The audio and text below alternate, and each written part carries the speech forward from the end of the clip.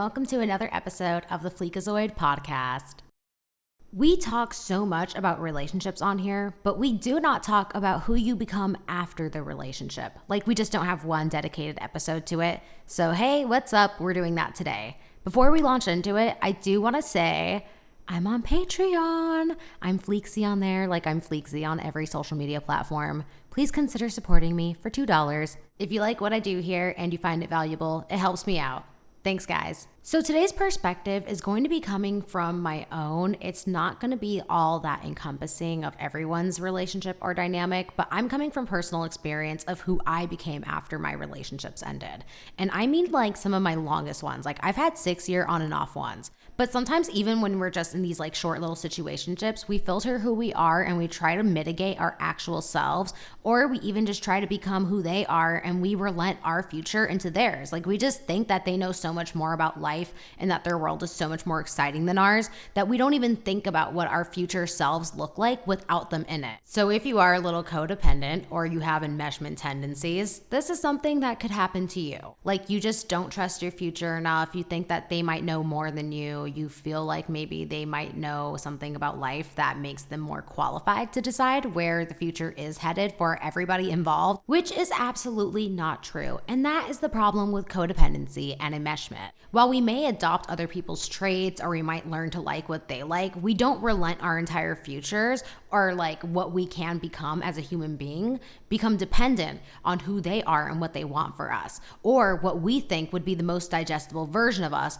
to coexist with them. So when the relationship meets its end and you are left with all the scraps of all the things that that person said that they liked about you, that you turned up all the way just for them, or all the things that you pretended to like or even forced yourself to like just because they were in your life, you now have no one to celebrate these interests with or anyone to be the specific person for because, well, that was exclusively for them. And it kind of leaves you confused with your identity. It's actually a genuine shock. But this is where independence can be a beautiful thing. And I know that phrase is so like, girl, shut up. Everyone says that. And it doesn't really work to tell someone who's this deep into the like codependency game that like, hey, it's a good thing to be alone. But listen, okay, the fact that you can now decide what you like for you and for no one else, that is a good thing. But first, you're gonna have to break down all those little things that that person told you about all the stuff that you actually liked that they made you feel bad about. I don't know about you, but my ex made me feel horrible about liking makeup, about being into social media, and about being a little comedian. He told me I was cringy. He hated makeup. He would literally scream when I put it on. And you guys, this is about an ex that I don't even have a nickname for. It's just the guy that I dated for 6 years. And I think I'll just leave it at that. But anyways, yeah, he was so irritated by the things that I loved. And I still did them to a certain extent, but I turned it down, like all the way down. Like, you know, when you're in a relationship and you dress like a milk mother maiden because you feel like you're wifely and you shouldn't be attracting other men? Yep, I was doing that. And listen, no shade to my milk maidens out there, but that's who I was becoming because that was a very jealous man who was trying to hide me from the world. Like, come on, no social media, no makeup? Yeah, you best believe I was covering it up. So if you're in that stage where you're leaving a relationship and you were leaving a dude who was very judgmental about anything that you liked, now is a time to explore. There are things that you might have not even allowed yourself to even think about being interested in because you knew that that person would judge you or make you feel bad about it. And hey, you valued their opinion. There's nothing wrong with that. You like them and we do that for the people that we like. I'll say this, even with the Scorpio, that man would be like, oh, old men who date women who are young, they're losers. But hey, tell me why the Scorpio is like, 31 years old? And then he admitted to being super liked by a 19-year-old on Tinder. And just in case if that went right over your head, a 19-year-old on Tinder can't super like you unless your section is open to 19-year-olds. Okay, yeah, very revealing. But for me personally, I didn't know this for a whole year, so every time I went on a date with the guy who was older than me, I told myself, wow, I must be dating losers. No, I was actually dealing with one already before I even actually started going out on those other dates. The reason why I'm sharing about my makeup hating ex and about the age judging Scorpio is because these guys are meritless.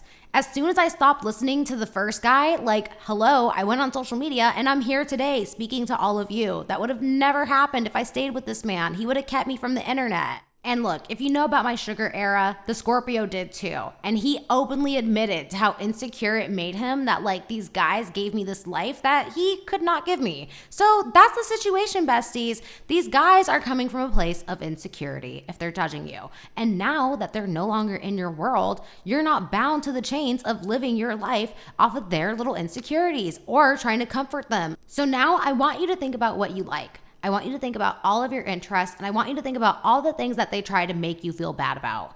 What do you actually enjoy? What excites you? And what benefits your life?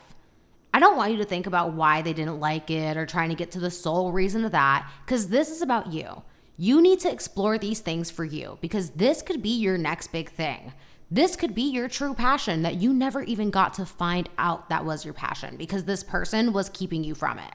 Sometimes we let these dudes tell us that all our interests and all the things that we like are so lame that we relent ourselves to their interests. And we start to think, oh, well, maybe whatever they like must be better by default since they have so much to say about what I like. And then we tell ourselves that we're not into cool things and that we're not cool people. But that's a lie. What you like is cool, and there's a community out there for whatever you're into. Even if it's just like an online community, even if you just start finding these places and spaces to have these conversations and explore these interests in an online setting, you know your brain can't tell the difference with connection if it's like face-to-face or whether it's digital. Yeah, that connection feels just as rewarding and just as satisfying as one that's face-to-face. So go find it in any capacity that you can. So my point in saying that is don't just find what you like for yourself, but find a community that's into that too. Find people to share those interests with. Get involved. Now on to my next point. After you've decided that you're free to explore your interests, you have to decide who your friends are. This is one you guys are gonna hate me for, but I don't believe that you can be friends with the people who are friends with your ex, especially if they're people who like to party with him or they like to actively hang out with the both of you guys. Like, they are always going to find a way to bring him up. They're gonna invite you to places where he's at, and it's gonna keep you from moving on. But even worse, it's gonna stop you from becoming the new you. Why? Because people who remember you in your old versions and your past self, they don't really accept the idea of you growing out of that. In fact, they can kind of have a way of keeping you back there. They can be a little resistant to it, and they might start to judge you as you move your way out of it, or they'll just straight up distance themselves from you the second that you do start to become this brand new person. So either way, you either lose them first or they lose you. Ideally, though, you have people who allow you to grow. You have people who don't bring this dude up or who don't stalk him on your behalf and give you all the updates on him, and people who don't invite you to places where he's going or parties where he will be at. But you would be surprised that if you were willing to share with some people that you work with or even some like random strangers that you just went through the situation, people would want to hang out with you. Like, they would want to be that extra support. That's actually how you can make some decent friends. And ideally, you don't just like only use them as punching bags and emotional pillows for your bad situation. But for me, when I was like, hey, you guys, I just got into this like breakup to my coworkers who I had like never hung out with were like, oh, we should go out to the club. We should go out for drinks. Like, it was very cute and sweet. And you'd be surprised how people will react in your situation. Like, they will want to help you or surround you with love. And if you're feeling cocaine crazy, guess what?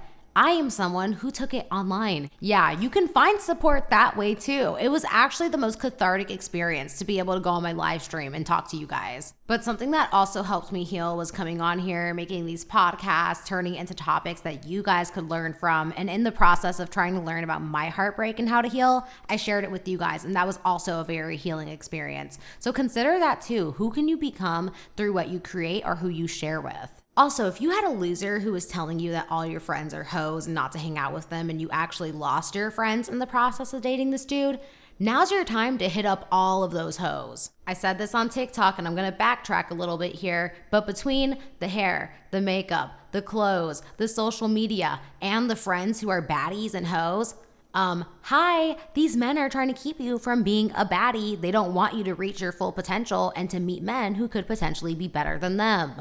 All right, so this is one of my final points. And if there's anything more that I think about after this episode and after this point, it's just going to become a part 2 to this podcast. But you need to become so drunk on the hope of the future and what lies ahead for you. If you are that person who is codependent and enmeshed and you do not trust yourself to make your own decisions, Now is the time to start unlearning that codependency and to start trusting yourself and knowing that you know what's best for you and that you are making all the choices that are right for you. A symptom of thinking that a man's world is by default better than yours and you just might as well cling on to it and throw away everything that you're currently living in is one, thinking that your life can't start until you have a man in your world, which is not true, and also thinking that their life is so much more interesting than yours. No. This is where you need to come in and craft that world slowly, stroke by stroke, like one little painting that's going to become a giant masterpiece one day, and they're going to be asking to be painted into it. Some of the girlies might call this manifestation. It is impossible to not make decisions to move towards the world that you want for yourself if you are not actively thinking about it, visualizing it, and asking yourself, what moves do I need to make today to get myself closer to that place? And what moves do I need to make tomorrow to get myself a little bit closer? And the day after that, what consistency does this require from me? What level of endurance do I need to have to get to this place? Sometimes you need a role model to get this idea of where you want to go.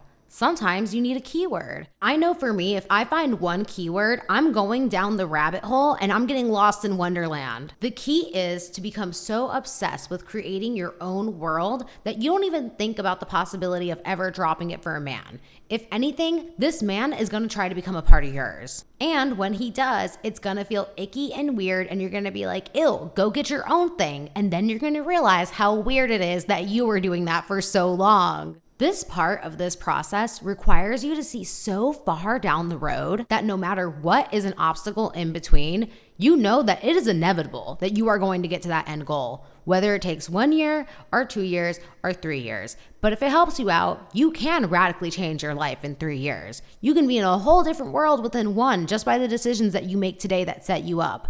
You have to be so conscious and mindful of every little action that you take, and then whether it's bringing you closer to that goal or if it's setting you further away, or if you're just avoiding it and you're just distracting yourself and you're living in this purgatory. Dr. K, a therapist on YouTube and Twitch, will use this example of like 30 days to 60 days to 90 days to 120 days of everyday practice before something actually changes your life. So it can happen. But you do have to be consistent. You have to at least be willing to make a move. And even if the move seems scary and it seems like you're blazing a trail and you're going deeper down this path that no one else has gone down, at least you're doing something for you. To me, that's still your own world. That's how I felt with becoming a content creator. Like every time I did something and I created something and I put it out online, I was like, oh my God, I can't go back to the old me. Oh my God, I'm going deeper and deeper down this crazy authentic version of myself that I was hiding from the world for so long. Like I cannot take this back, especially with a digital footprint.